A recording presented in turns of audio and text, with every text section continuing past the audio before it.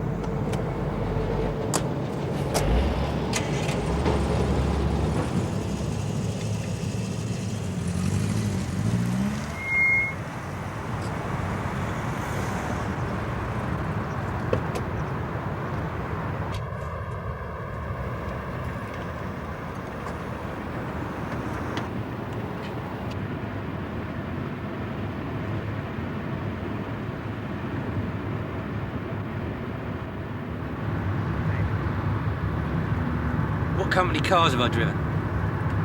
Well, I started with Ford Cortina 1.6L Estates Mark III. Moved on to a Morris Marina 1.3 during the petrol crisis of the mid-70s. Went back to Mark IV Cortina Estates 1.6. Moved on to Sierra 1.6Ls. I've had 3 Cavalier 1.6Ls. Then went into management, where I drove a Peugeot 405 GTX, and my current car, the car I'm in now, which is an Astra CDi 1.6 saloon, new shape.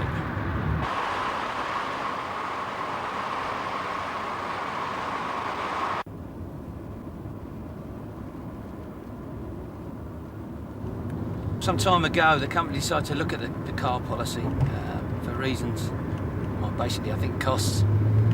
And what it meant was that the reps stayed at the same level, which was a 1.6L Cavaliers, but the middle line management, department heads, national account managers actually were reduced in levels from the benchmark of a Granada 2 litre L down to a Cavalier 1.8 GL, which was tremendous.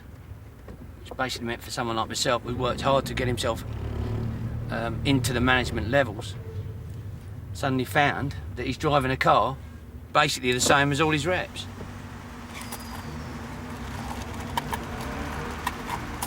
Excuse me while I just pay this toll.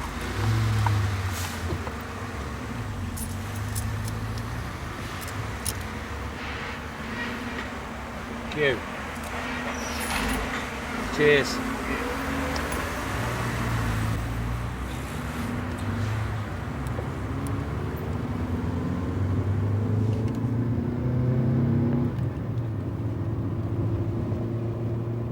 I'd already ordered my 1.8 GL, albeit extremely unhappily. And one day I opened the Daily Telegraph, and what jumped out of the page but the new Astra 1.6i CD Saloon. Brand new model, wonderful looking motor car, spec exactly what I wanted. So I ran hotfoot to the guy who handles our company cars and said, hey, wait a minute, can I have one of these? Yes, he says. It's more money, but we can save it on the fuel costs, so you're all right. Fine, I says, I'll have a white one.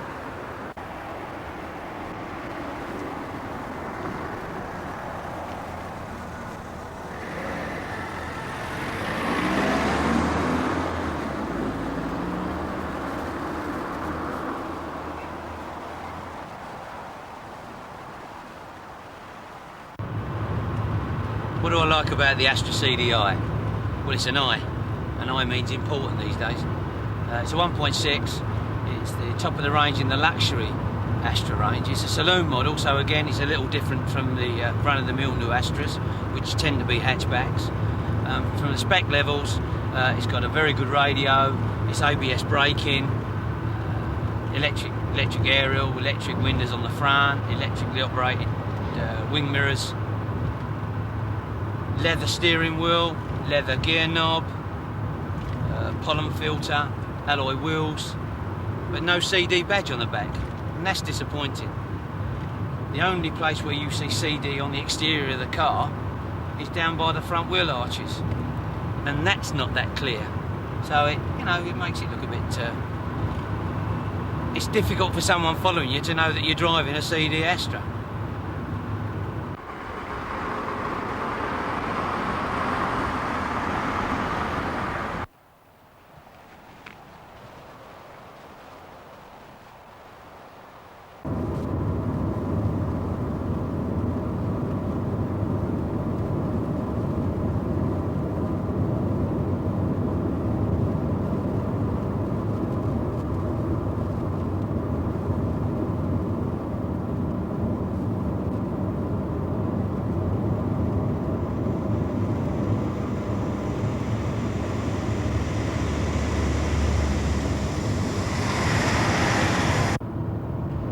With a lot of company car drivers, what you tend to find is that whatever they're driving at that time is the car. That is the one.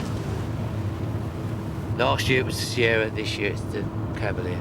God knows what it'll be next. And I'm pretty much the same, I suppose, I've got to be honest. Salesmen are always right, aren't they? I mean, if I bought it, my judgment's bang on, isn't it? So if you know, this is the car I've picked, then it's got to be the best thing around.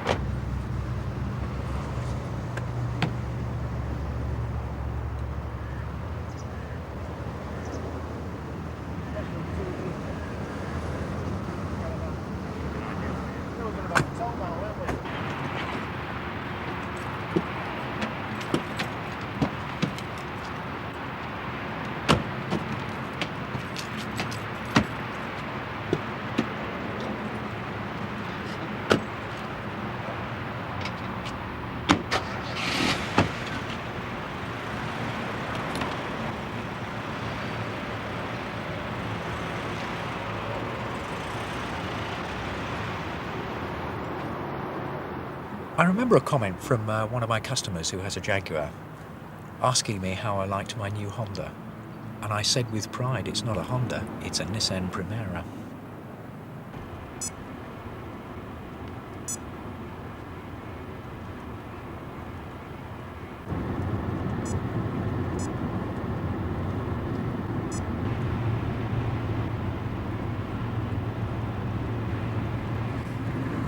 I decided to join a Japanese company, and at the third interview we got down to what reps really want to talk about, which is what the company car choice is going to be.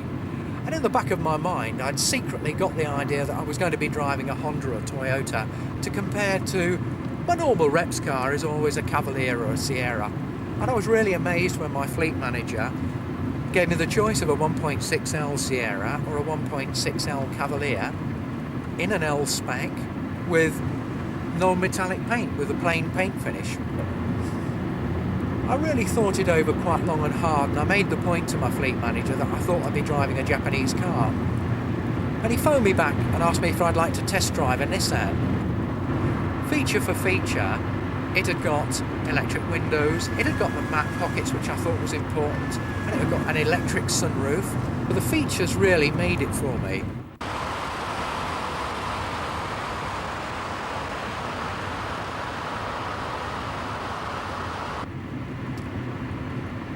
I can remember phoning up some of my old colleagues on my old company, and we often got round to talking about car specs, the car specs they were driving, and the car spec that I was driving. And some of them were quite snooty, comments like, how's your Datsun, how are you getting on with the Datsun? But when I got round to talking to them about the features that I got, it didn't really feel so bad. In fact, I was quite pleased about the car. And and obviously the reliability of the car was an envied bonus.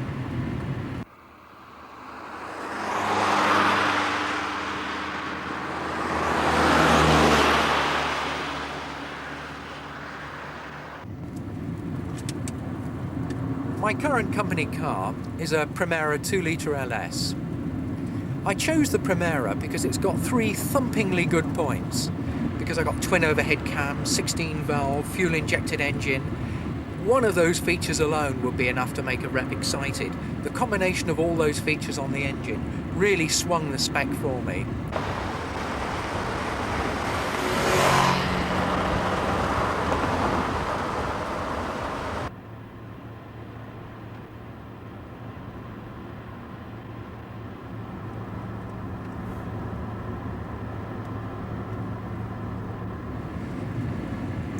Of course there were trade-offs. It didn't have the eye on the back of the car. If they'd have put the eye on the back of the car, it would have got the eye factor. I think that was a really significant omission on this car.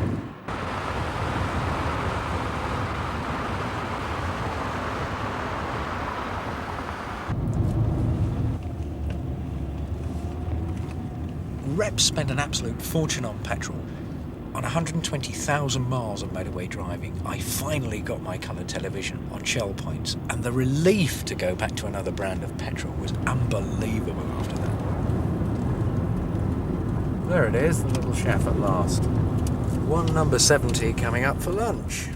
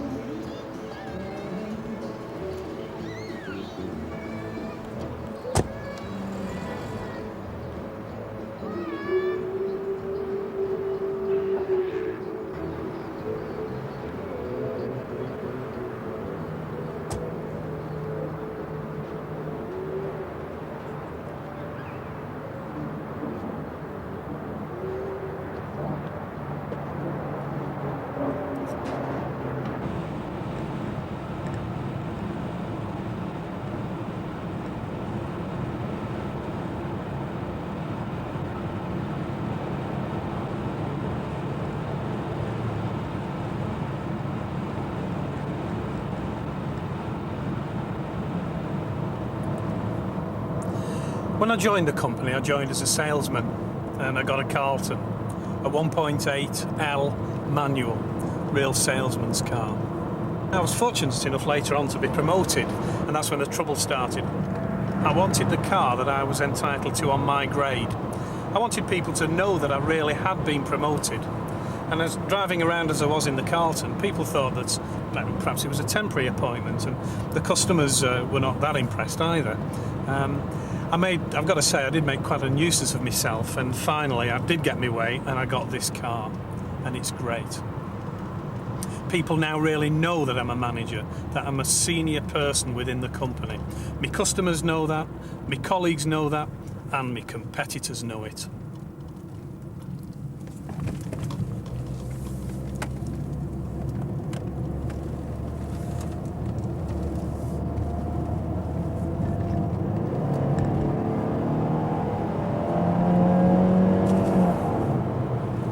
When I got this car, this Merc, I took the 200 sign off the back. Mercs are quite expensive cars, and the 200 is probably really the bottom of their middle range. And I really felt that if I could just hide that, people would think I'd perhaps got a more expensive car than I really had, even though it wasn't cheap. So I took the 200E badge off the back. Sort of bloke I am, really.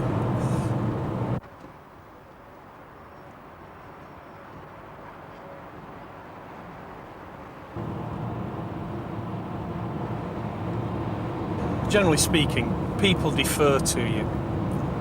they just recognise the class and quality of the car. I'd like to think that rubs off on the person. So I found that people they move over for you, they give you a bit more room, they look at you, all those sort of things. When they see you coming up behind them in the mirror, providing you don't get too close, you don't drive too aggressively, they'll pull over and let you past.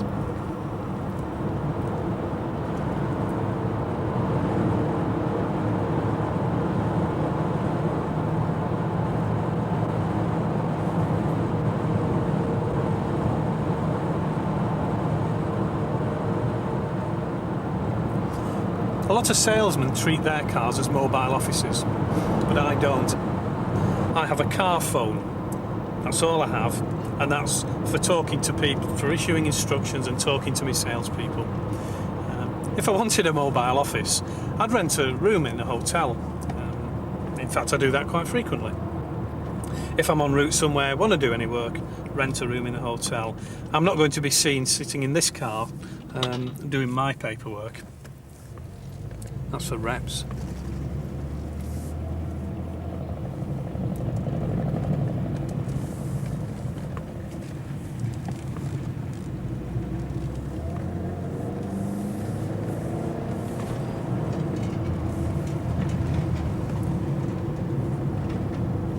Company cars are very important to salespeople. Very important things. Mind you, of course, not everybody thinks that. I've had a run-in with the personnel manageress only the other day, and I said that this isn't a game, and she said no, company cars aren't a game, they're a disease.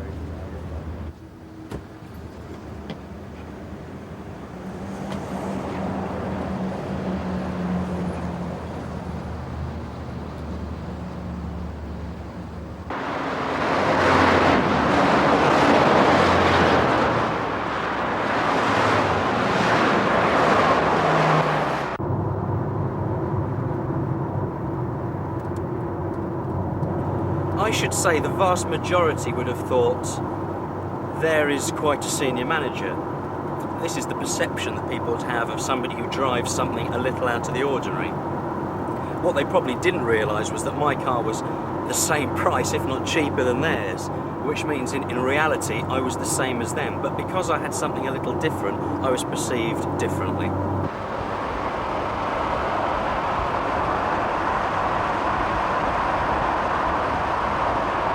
I knew I'd have to have a Ford car. In the ideal world I wouldn't, but my company stipulated that the vehicle I would have would be a Ford. I looked at the price list, I looked at what I should have been able to have, and I noticed very early on that a Ford Fiesta XR 2i was available to me, certainly in terms of price.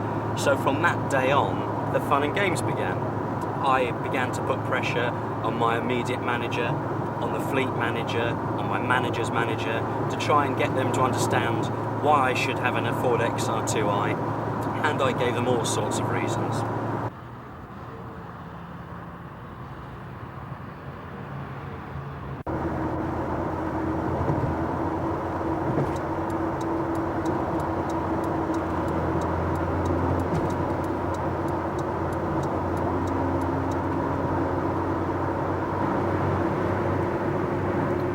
Every salesperson has to wear a suit, and when they're driving they don't like to wear their jackets.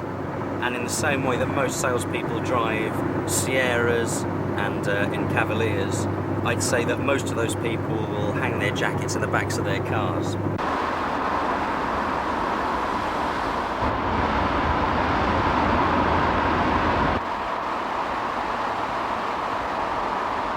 As far as I'm concerned, I wouldn't be seen dead with my coat on a hanger in the back of my car. Although it's probably the most practical thing to do with your jacket, in terms of image, it's a dead donkey. I hang my coat, or I put my coat in the back of my car on the back seat. So when people are coming past me, they don't think I'm a salesperson. I don't drive a salesperson's car, and I don't have my jacket swinging in the back of it.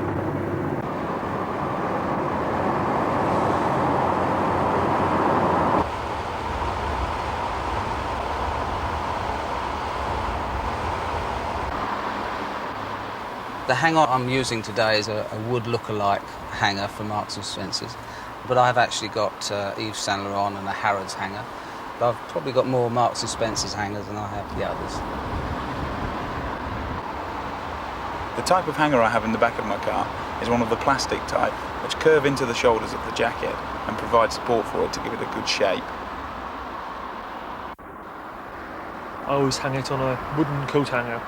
I never hang it from the handle because it can make it lose its shape, and it keeps the body of the jacket looking good. Coat hangers contain so much naff information and don't have information like Savile Row hangers or Giorgio Armani badges on them, so they can be somewhat embarrassing if someone reads it while you're travelling on the motorway. Normally I hang the coat on the coat hook, which most cars have got. Unfortunately, on this particular car, the coat hook broke, so the coat has to lay on the back seat.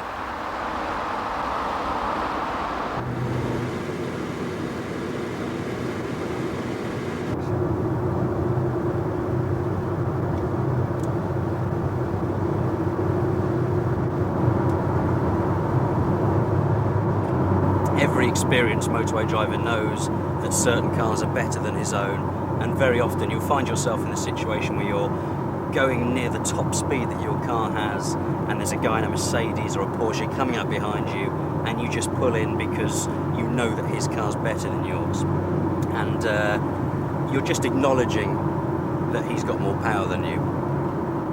And in the same way, when I'm in the middle lane, perhaps doing 80 miles an hour, and there's a Sierra which I know has less power than my car, and he's trying to push past at maximum speed, I'll very often just put my foot down. The power will come on immediately without having to build up, and the Sierra will have to struggle to just get parallel with me, and the best result is that he'll probably end up going back into the middle lane, and his attempt at overtaking me has failed, and that's a success.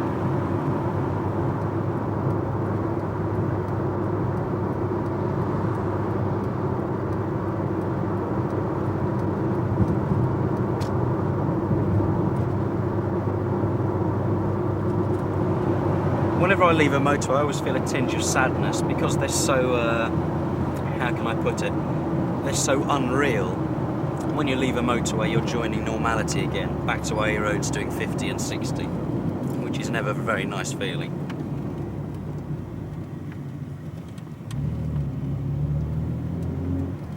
Back to normality again.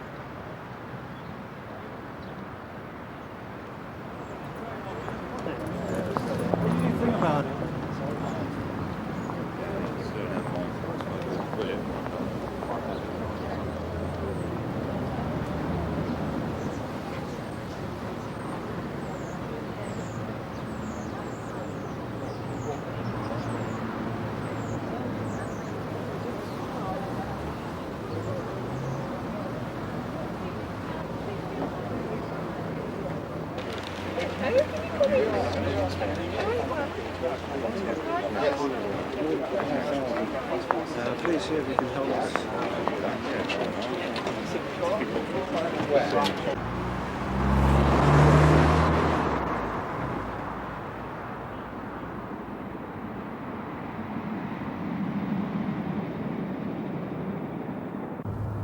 big difference between a GL and a GLI is the I, because the I stands for I am bloody brilliant, I am quicker than you on the road.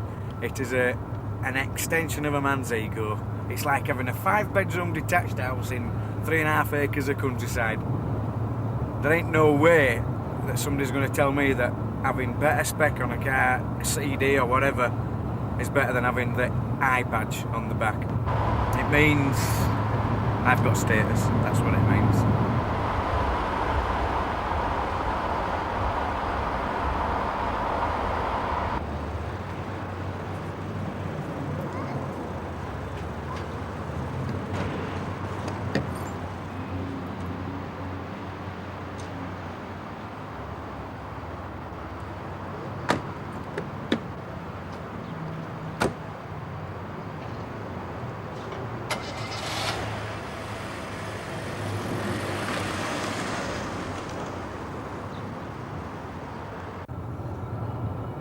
First thing to do is, if somebody's up your tailgate, wanting to get past, you have a look in the mirror, you can see it's a Vauxhall Cavalier, you have a look at the bumpers, if it's got colour-coded bumpers, that means if the bumper's painted the same colour as the car, it's something other than a base. It's got to be at least a GL, so the chances are it could be a GLI, so you're on a par with that guy.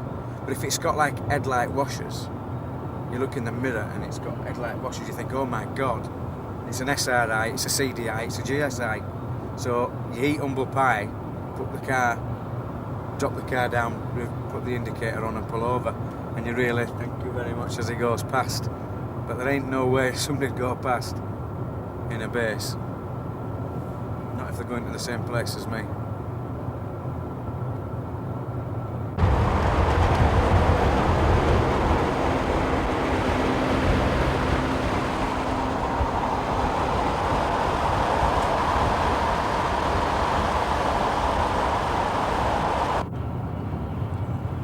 That's what I had last time, one of those. Look at that fine vehicle there. Escort Estate, dearie me. No disrespect to Escort diesel drivers, but you've got something sadly missing in your life if you're lumbered with one of them. I know. When I went for this interview with this company I'm with now, I parked the Escort diesel round the back of the building and walked a quarter of a mile round to the front for my interview. And when I'd had my interview and what is now my present boss had escorted me to the door, she said, "Oh, where's your car?" And I said, "Oh, I've parked it round back because I didn't know where to park." And I thought, there's no way I'm going to let her see what I've got, because she was offering me Cavaliers and Sierras and things like that, and there was no way I was going to let her see I've got a bloody Escort diesel estate.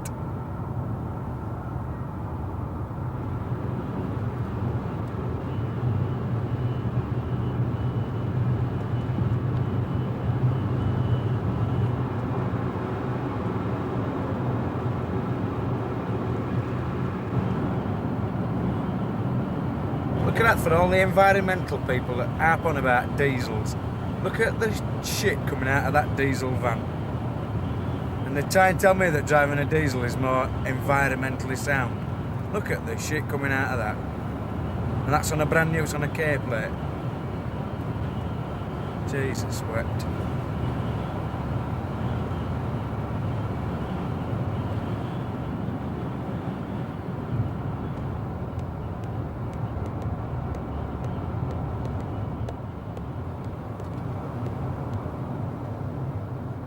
Here's a typical rep, look at his 414 SLI.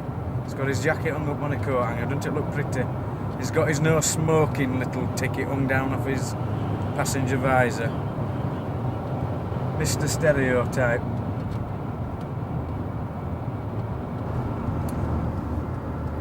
A few of us have got a thing for the new Mazda 626. I think a few of us will be going for that, given the choice next time. One of my colleagues has just been fortunate enough to acquire it, and we went to a sales meeting, and I arrived there 10 minutes before him, parked down the car park drive there, gets out of the car and I looks up, and lo and behold there's this long sleeky burgundy Mazda 626 slowly coming into the car park. I couldn't believe it. Out gets my colleague, looks me straight in the eye and said, you're jealous, aren't you? And I said, no, all the car's part and parcel of the job, and I come out with all the bullshit that you would expect. And he knows deep down that he's beaten me with that one. But I'll get one. If I have to die, if I have to work till I sweat blood and die, I will get one of them.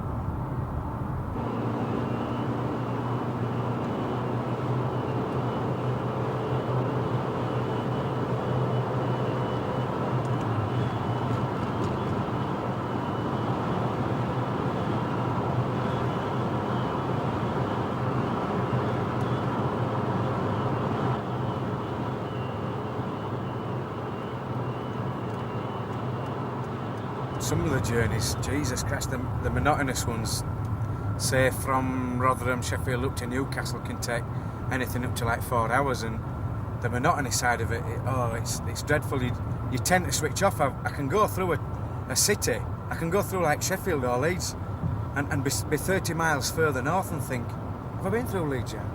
Have I been through bloody Sheffield? Which way did I come?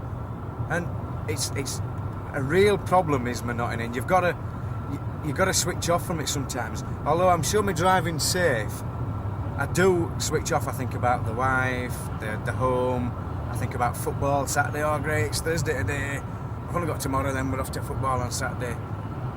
And I'll arrive somewhere and there's big chunks missing out of the journey, because the road becomes that familiar that you tend not to take as much notice as if it were a fresh journey.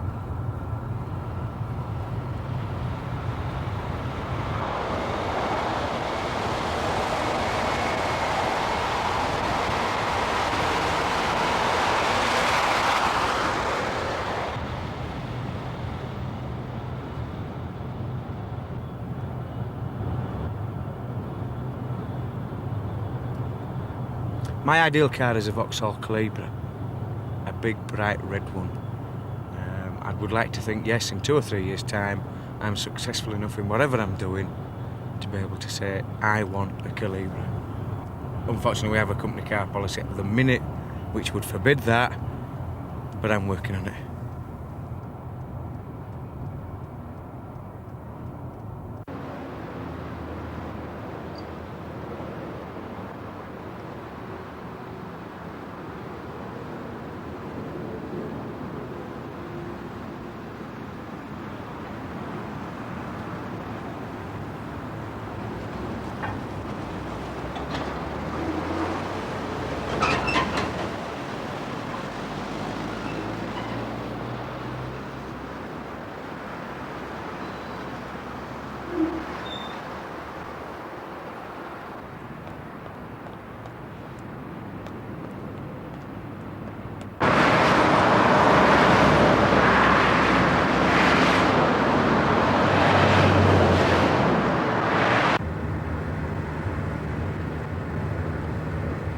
Basically, this Maestro is crap.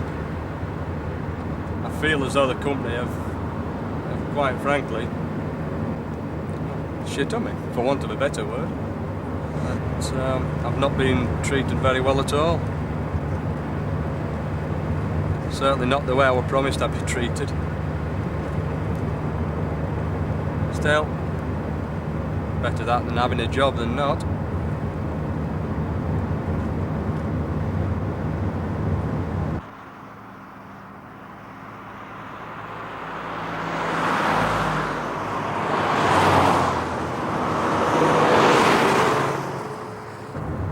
When you're driving on the motorway,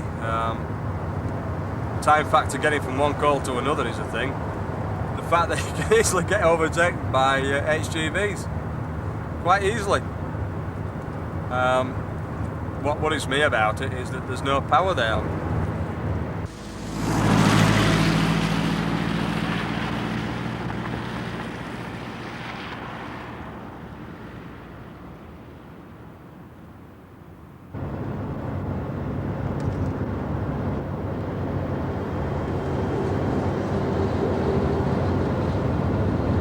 The first car that the company gave me was a Citroen BX from the company transport pool. I drove that around for a while. Then I was given what I thought would be my permanent car, which was a 2-litre injection Vauxhall Cavalier. I was over the moon with the Cavalier. It was the sort of vehicle that I would have chosen, apart from it not being diesel. I would have probably chosen that sort of vehicle for myself. At that time I thought that I'd got basically what I'd been promised. I then got a telephone call some time later to say that a new car was available for me at the transport pool. So I drove the Cavalier back down to the transport pool, went into the manager's office, took the key for the Cavalier off the key fob and put it on his desk. Then I saw a key fob with Rover on it for me. At that time I thought, well, what am I getting? Is it 215, 216, you know, something like that, a nice Rover. When I asked what I was getting, it said a Maestro, which at first didn't seem too bad. Then when it said it was a diesel Maestro, things started getting worse. When I actually went outside and saw the vehicle, it was a Maestro diesel clubman.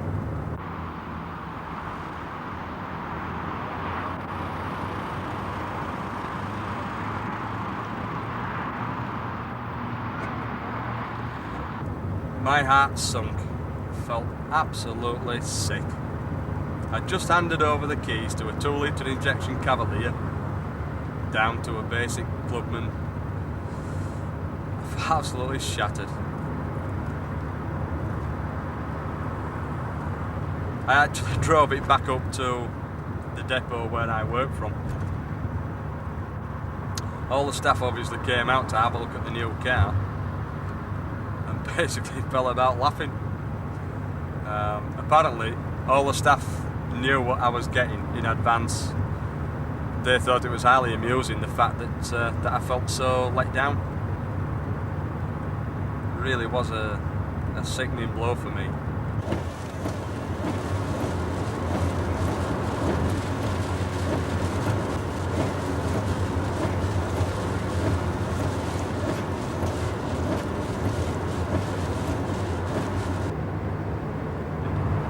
Obviously my wife knew that I was getting a new car that day, asked me what I got. When I told her, the absolute embarrassment of it, we both literally sat down and cried. We physically cried. From going from the Cavalier that I had before down to this, just wondered what I'd basically done wrong to deserve it. I couldn't understand, neither could she. And my wife basically said, after looking at it, there's no way I'm going to drive in that. And from this day, that day to this, she's never been in the car. She can't stand the car. I suppose she never will go in it either.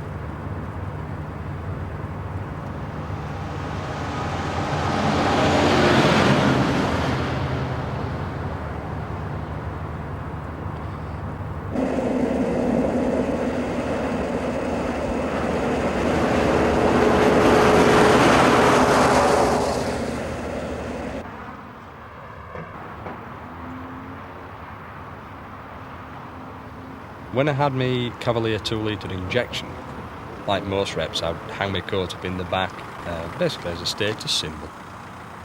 I don't do that anymore, I simply lay the coat on the back seat. If I go into a service station or anything like that, again, I'll try to be as inconspicuous as I can, even to the extent of removing my tie and trying to look like a Mr. Average, a family man, rather than a company car driver. You have an image of somebody that drives a BMW as being successful, executive type, thrusting, really made their way beyond the run-of-the-mill type company car driver in the Sierras or Cavaliers. And it's an outward sign to you and to the rest of the world. You've made what is quite a big step and achieved things.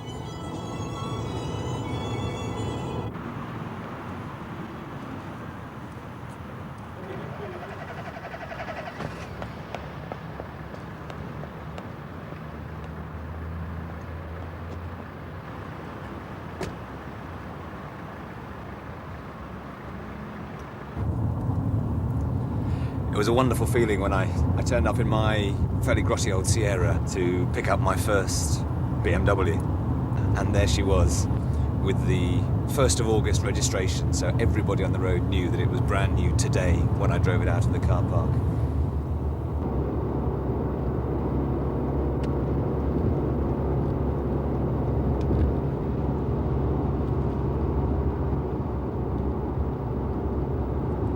The company I was working for at the time, when I was driving the BMW, ran a sales competition for which the prize was a sports car.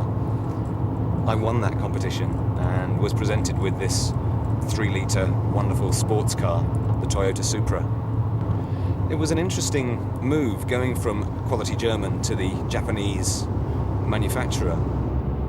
You're not a Cavalier or a Sierra driver, but also you're not a BMW or Mercedes driver. And if people are making some sort of judgment from your car, as almost everybody does, it's very difficult to pitch what that reaction is going to be if you're driving a Japanese car.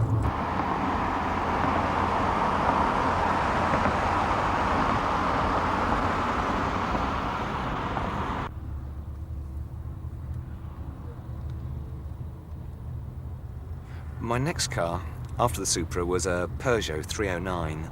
The background to that was that I left the company that I had been working for and set up on my own, and obviously wanted to keep the cost base down, so went for a much, much cheaper profile of car.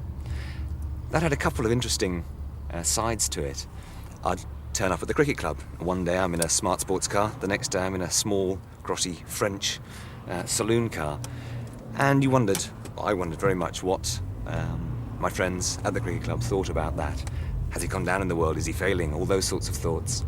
It had also an interesting business ramification, because I'd turn up at clients and I wanted to portray a good image of the company. My business card said director on it, that's what I was. And yet the car didn't really reflect that sort of image. And so just once or twice I'd park it round the corner and walk round just to make sure that the clients wouldn't see me in a car that wasn't befitting to the position that I was trying to portray. Terrible to admit, isn't it? But it's true.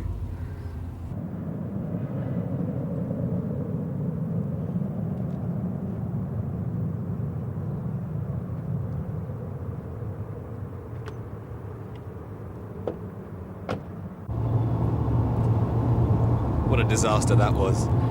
My business failed and I lost a lot of money.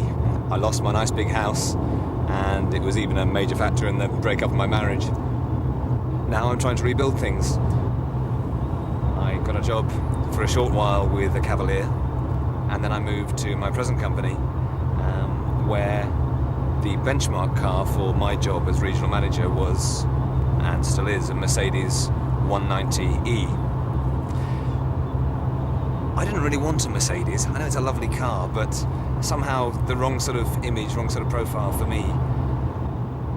And so over a period of time I worked on my boss, really by saying, if he really wanted to motivate his new employee, shouldn't this be something that he should be considering?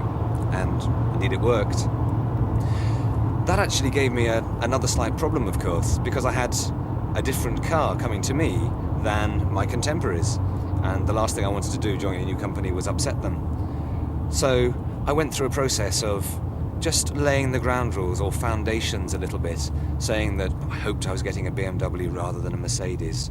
And then a few days later, well, I hoped there was going to be a few bits on it. Whereas, of course, I had specifically asked for the leather upholstery, for the sunroof, for the quality radio cassette. And so in that way, when I actually arrived with the BMW, I didn't put their noses out of joint, and that was important, having just joined a new company. Trying to get a better standard of car is really a universal objective. And so, I suppose what I'm trying to do is strike a balance between the thrusting achiever, driving his 2-litre fuel-injected BMW coupe, and also being a nice guy. And that's not easy.